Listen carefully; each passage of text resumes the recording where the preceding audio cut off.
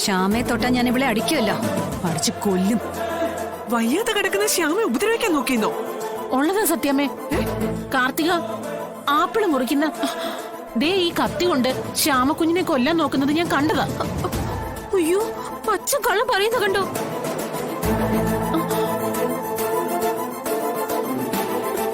കുറച്ച് വിശ്വസിക്കാൻ പറ്റുന്ന നുണയൊക്കെ പറയും സത്യാമ്മേ. കയ്യും കാലും അനക്കാൻ കഴിയാതെ ശ്യാമയെ ഉപദ്രവിക്കണമെങ്കിൽ എനിക്ക് കഴുത്തെ പിടിച്ച് ഞെക്കിയ പോരെ? അതുമല്ലെങ്കിൽ മൂക്കും വായും പൊത്തിപ്പിടിച്ച് ശ്വാസം മുട്ടിച്ചാ പോരെ?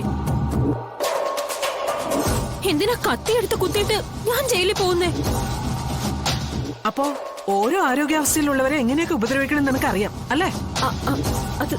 അതല്ല സത്യാമ്മേ, ഒരാരോപണം ഉന്നയിക്കുമ്പോ അതിനൊരു യുക്തി വേണ്ടെന്ന് ചോദിച്ചതാ. നീ എന്ത് ചെയ്യായിരുന്നു ഇവിടെ?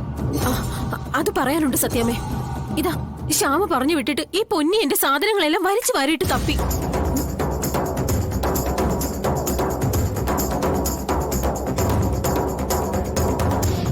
ശ്യാമ പറഞ്ഞു വിട്ടിട്ടോ? അതേ സത്യാമ്മേ, ശ്യാമ പറഞ്ഞു വിട്ടിട്ട് തന്നെയാ.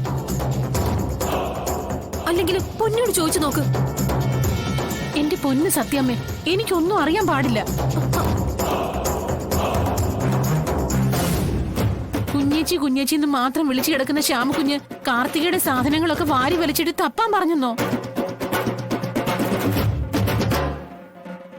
അല്ല, അല്ലെങ്കിൽ തന്നെ ശ്യാമക്കുഞ്ഞിന് അതുകൊണ്ട് എന്താ ലാഭം? കാർത്തികയുടെ സാധനങ്ങൾ എന്തെങ്കിലും മോഷ്ടിക്കാൻ വയ്യാതെ കിടക്കുന്ന ഈ ശ്യാമക്കുഞ്ഞ് പറഞ്ഞെന്നാണോ ഈ പറഞ്ഞോണ്ട് വരുന്നത്? എടി, കള്ളം പറയുന്നത് നിക്കവിടെ. അല്ല സത്യം, ഇവള് കള്ളം പറയാ. ഒന്ന് നിർത്തുന്നുണ്ടോ നീ? എന്താ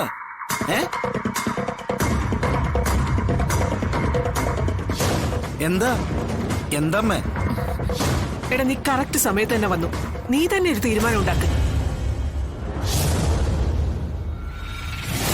വയ്യാതെ കിടക്കുന്ന ശ്യാമ പറഞ്ഞിട്ട് പൊന്നി കാർത്തികയുടെ സാധനങ്ങളെല്ലാം വലിച്ചു വാരിയിട്ട് പരിശോധിച്ചെന്നാ നിന്റെ ഭാര്യ കാർത്തിക പറയുന്നത്.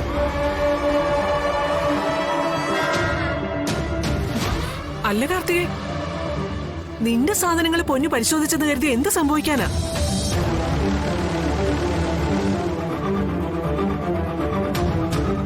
അവൾ എന്തെങ്കിലും മോഷണം നടത്തുന്ന സംശയമുണ്ടോ നിനക്ക്? മോഷ്ടിക്കാനൊന്നുമല്ല, ഇവളിന്റെ അഡ്രസ് തരികയായിരുന്നു. നീ ഇവള് അനാഥാലയത്തിൽ വളർന്നു എന്നല്ലേ പറഞ്ഞേ? അതിപ്പോ എവിടെയായാലെന്താ?